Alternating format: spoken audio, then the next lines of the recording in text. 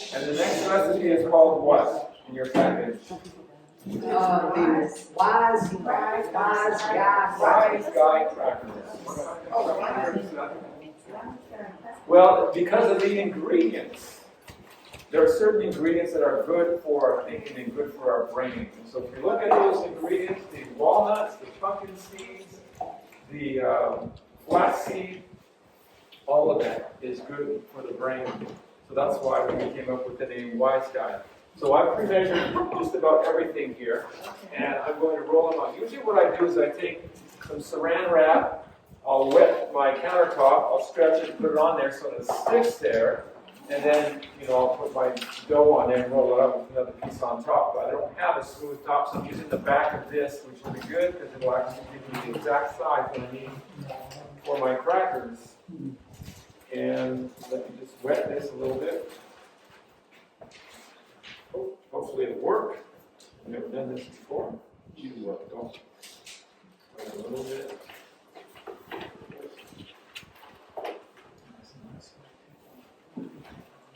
Alright, looks like it's gonna work.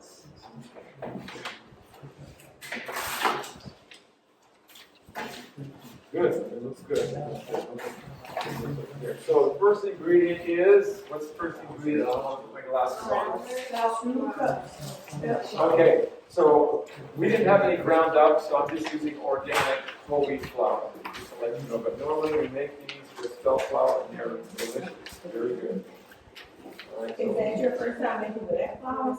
yeah, I mean, I've made a batch already, Yeah, and I'm okay. tasting them, and they're okay. Not as good as with the spelt flour, but they're still pretty good. Okay. All right, what are the next ingredients?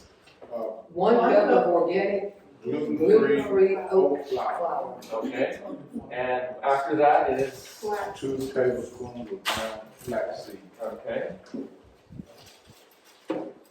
That's in there. Oh. Flaxseed. I don't have a measuring spoon, so I am just gonna pretend I know Then what that 1 cup of ground walnuts. I thought she was looking at me, I was like, what? is. Next ingredient is. All right, let's see. Sorry. Class. Half a cup of organic raw ground pumpkin seed. Okay, and next. 1/2 cup of organic raw ground pumpkin seeds. Okay, I got that. I've got that all here. I've got it all grinded up, and I've got a little coffee grinder. And I did that last night, and so it almost looks like nut butter at this point. So it's supposed to be more like a flour. So I'm just going to have to mix it extra well. Okay, in there is the one of the ones I already have. It's already got the salt in it. Yeah, the salt, okay. Yeah, that'll have to mix in with the yolk. So that's it. So now I just got to mix that together. What's the next ingredient after that? 1. 1/2 teaspoon. 1/2 He teaspoon. said he already put salt in it. Yeah, I got the salt in there. Pink Himalayan salt that we use. Okay. We use 1 cup of water. 1 cup of water. Until firm. Okay, so it's going to depend on how, you may use a little more water depending on how you make it, right? And if you use different flours, you may have need of more water than 1 cup. This here, what I'm doing is a half recipe, so it's already pre-measured up. And this is what 1/2 a recipe will make. This bag is packed, right? So it'll make 2 bags like that for 1 whole recipe. This is just a half. All right, so my hands are nice and clean. So both times, when I was making it and when I'm making it now, my hands are clean, so you can trust you can eat them. Did you say 1 cup of water. Are you putting more or less? Yeah, I'm putting about half a cup now. Okay. Yeah. I need something to mix this with other than that. Yeah, it's oat flour. It's oat flour. Yeah, so you just get this into a. So are these kind of considered to be like, I guess your substitute for saltine crackers? Exactly. The reason why I wanted to make a recipe that was nutritious and had like a crunchy, because I have a habit of enjoying corn chips. And corn chips don't enjoy us. Yes. They're not good for you, really. You can can have a few here and there, but you don't want to be chopping on a lot. And I like chopping on crunchy stuff, so these can be nice and crunchy. They actually, if you look at them, they almost look like communion bread. Yeah, I started saying, was that what we use? No, communion is just regular whole wheat oil and maybe a little water. All right, so this is still kind of, it needs more water, you can tell there, right? So add a little bit more water. Good.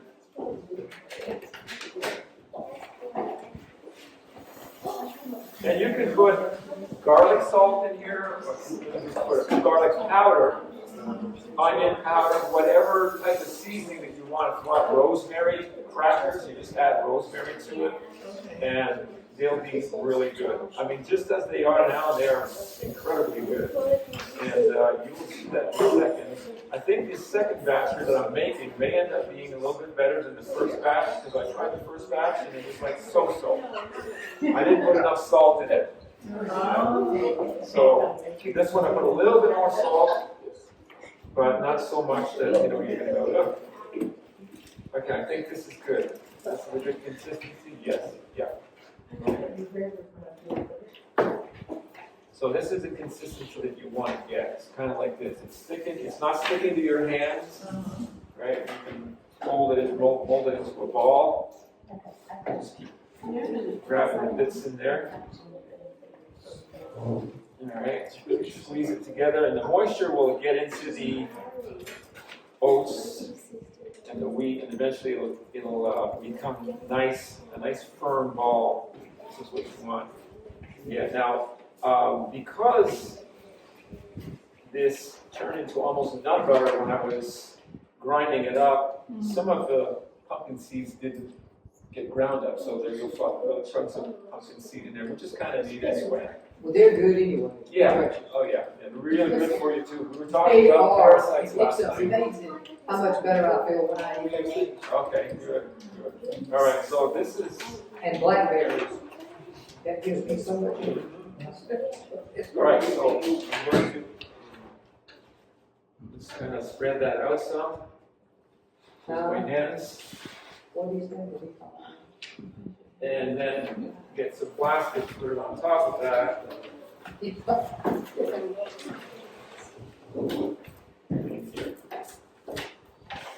and then roll that out with my rolling pin.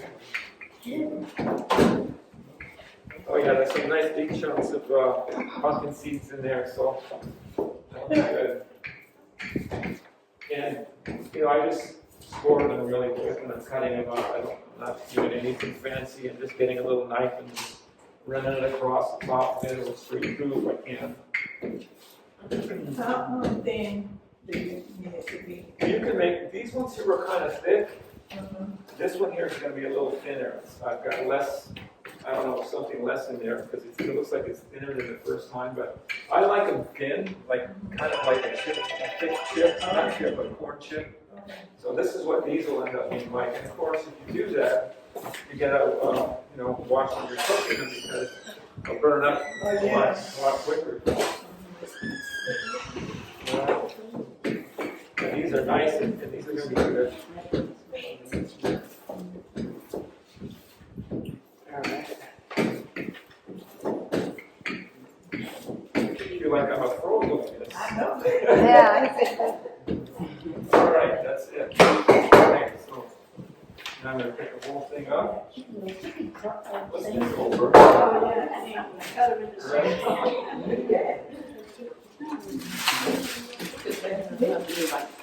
Go. And I can place it wherever I want to. Or if you take most of the plastic off, you put it down, it's going to stick to the pan. It's more of parchment paper, then you kind of move it. Get it lined up this way. Now, one of the things that I do too is I'll add a little bit of salt to it. Now, see, I messed something up here. I should have taken the bottom piece off first. If that's okay. It'll work out. Yeah, we'll just flip it over again. All right.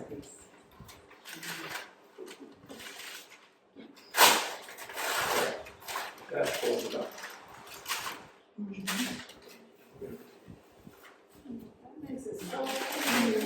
Yes.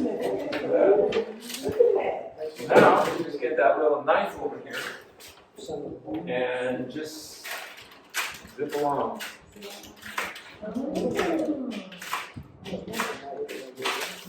Some are going to be thin, some are going to be thick. It doesn't matter. Yeah, it's easy.